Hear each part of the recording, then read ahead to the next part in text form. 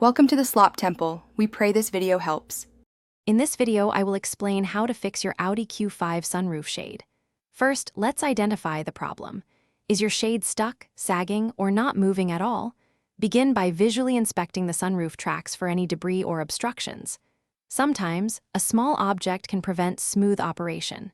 Next, try to determine if the issue lies with the motor, the fabric itself, or the mechanical components. This initial assessment will guide our next steps. Many common shade issues can be resolved with simple steps. Try resetting the sunroof system by pressing and holding the control button for about 10 seconds. This can often clear minor glitches. Next, apply a silicone-based lubricant to the sunroof tracks to ensure smooth movement. Avoid petroleum-based products. Finally, carefully inspect the shade fabric for any small tears or areas where it might have detached from its guide runners. These quick fixes often work wonders.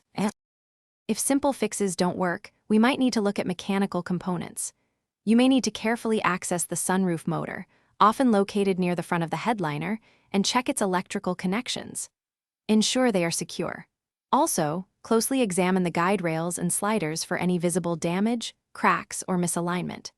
Sometimes, replacing small, inexpensive plastic clips or worn-out components can restore full functionality to your shade. While many issues are DIY-friendly, some problems warrant professional attention. If your sunroof motor is completely unresponsive, a professional diagnosis is usually the most efficient path.